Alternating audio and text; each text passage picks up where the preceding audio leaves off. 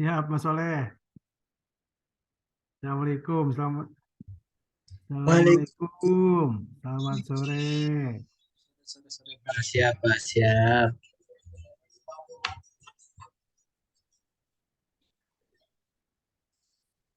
Sendirian aja ini. Sudah biasa, Pak. Waduh, waduh, waduh. Gas aja, Pak. Siap, gas aja, Pak. Gas aja. Baru maghrib, tar. Belum cari takjilan, belum dicari, yuk. Wah, itu dia tuh. Aduh. Ya udah, dah. Gas aja nih berarti ya. Gas. Berduaan aja kayak privat. Kayak Nurul Fikri. Privat. Aduh. Mana lagi ya? Kita juga mau buru-buru ya. Makanya itu, Pak. Kita juga buru-buru nih. Mau tidak mau harus digas. Gas terus. Kita mau ngejar takjil. Mm-mm. Kupon Bukan berhadiah masjid. lontong. Ada. 4423.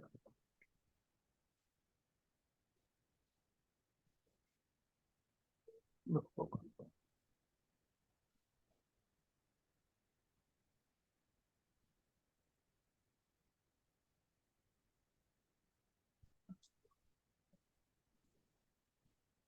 ada kemana ini yang lain?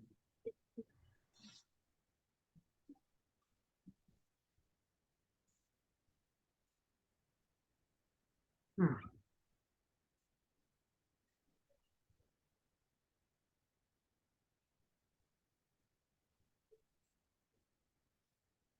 Aku lihat arsitektur enterprise kan ya?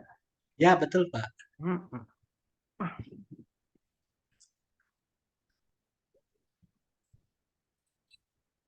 Harusnya ada beberapa mas sakaratnya ini. Pas cuma saya doang yang hadir. Iya. Bisa begini.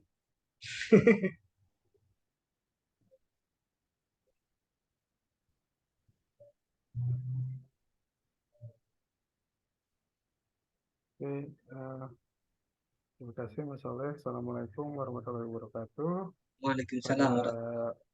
pertemuan kali ini di mata kuliah arsitektur enterprise, kita akan membahas tentang kerangka kerja, kerangka konseptual framework dari arsitektur enterprise.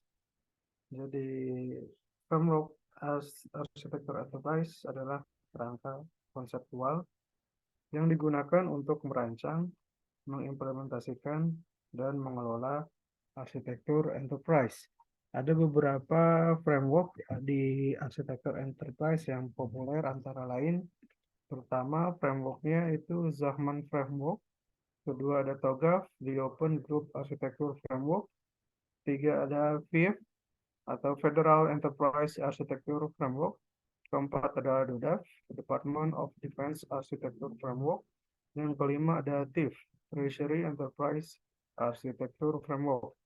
Jadi setiap framework memiliki pendekatan, metodologi, dan panduan yang berbeda dalam merancang, mengembangkan, dan mengimplementasikan arsitektur enterprise. Pendekatan dan metodologi ini dapat digunakan sebagai acuan dalam membangun arsitektur enterprise yang efektif dan efisien. Pertama itu kita bahas Zahman Framework. Zahman Framework adalah satu framework arsitektur enterprise yang digunakan untuk mengorganisasikan dan menggambarkan informasi tentang organisasi dalam bentuk matriks. Framework ini dikembangkan oleh pencetusnya, John Zachman, pada tahun 1987 dan sering digunakan sebagai dasar untuk pengembangan sistem informasi. Zachman Framework terdiri dari 6 perspektif yang dijelaskan dalam bentuk matriks, yaitu pertama who, perspektif pemilik bisnis dan pengambilan keputusan, mencakup informasi tentang tujuan bisnis, proses bisnis, dan kebijakan organisasi. Kedua, what, Perspektif data dan informasi mencakup informasi tentang data dan informasi yang diperlukan organisasi. Ketiga itu where. Perspektif lokasi mencakup informasi tentang lokasi fisik dan virtual yang digunakan oleh organisasi. Keempat itu when. Perspektif waktu mencakup informasi tentang jadwal dan waktu yang diperlukan untuk melakukan tugas dan kegiatan organisasi. Kelima, why. Perspektif motivasi mencakup informasi tentang alasan mengapa organisasi melakukan kegiatan bisnis dan tujuan bisnisnya. Keenam, how. Perspektif teknologi mencakup informasi tentang infrastruktur dan teknologi yang digunakan oleh organisasi untuk mendukung kegiatan bisnisnya. Jadi, ZA Framework membantu arsitektur enterprise dalam memahami dan menggambarkan organisasi dari berbagai perspektif yang berbeda.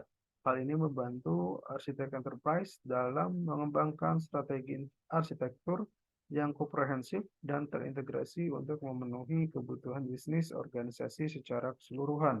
Dengan Zalman Framework, arsitek enterprise dapat mengidentifikasikan kebutuhan bisnis, memetakan proses bisnis, dan memahami bagaimana teknologi yang digunakan untuk mendukung tujuan bisnis. Lalu selanjutnya ada TOGAF Framework atau The Open Group Architecture Framework adalah kerangka kerja arsitektur enterprise yang membantu organisasi dalam merancang dan mengimplementasikan arsitektur yang terintegrasi. Berikut adalah beberapa poin penting dalam TOGAF pada arsitektur enterprise. Pertama, TOGAF memperkenalkan model arsitektur enterprise yang terdiri dari 4 domain, domain bisnis, data, application, dan teknologi. Kedua, memfasilitasi proses perencanaan, perancangan, implementasi, dan pengelolaan arsitektur enterprise. Ketiga, memberikan kerangka kerja yang konsisten untuk pengembangan arsitektur enterprise, memastikan kesesuaian antara tujuan bisnis dan teknologi. Keempat, mendorong penggunaan praktik terbaik dan standar industri dalam pengembangan arsitektur enterprise. Kelima, TOGAF terdiri dari 2 bagian utama, Framework Architecture Development Method, ADM, dan Enterprise Continuum.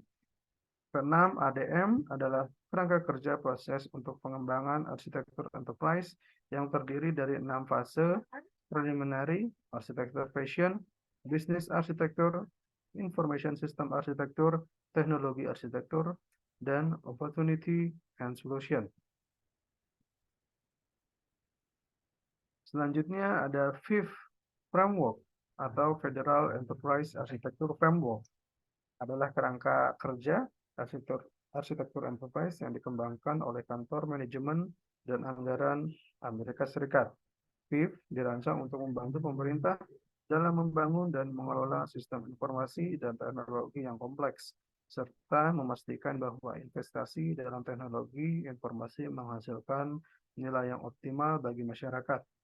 Beberapa aspek penting dari Federal Enterprise Architecture Framework meliputi 1. Business Reference Model. Kerangka kerja ini menyediakan panduan untuk merancang model bisnis dan membantu organisasi memahami lingkup dan tujuan mereka. Kedua, ada Data Reference Model. Kerangka kerja ini memberikan panduan untuk merancang dan mengintegrasikan data di seluruh organisasi. Ketiga, ada Application Reference Model. Kerangka kerja ini membantu organisasi dalam merancang dan mengembangkan aplikasi yang konsisten dan terintegrasi. Keempat, teknologi reference model. Kerangka kerja ini memberikan panduan untuk merancang dan mengintegrasikan teknologi informasi dan komunikasi di seluruh organisasi. WIF juga menawarkan metode untuk mengukur efektivitas dan efisiensi pengguna teknologi informasi di seluruh organisasi, dan memberikan panduan untuk mengembangkan rencana arsitektur enterprise yang terintegrasi dan berkelanjutan. Selanjutnya, setelah FIF ada the DAF Framework.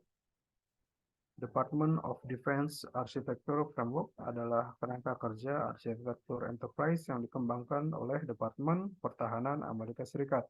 DODAF digunakan untuk membantu pengambilan keputusan dan perencanaan untuk proyek-proyek ADI di dalam konteks keamanan nasional. DODAF mencakup 4 tipe pandangan yang berbeda untuk memperjelas arsitektur enterprise.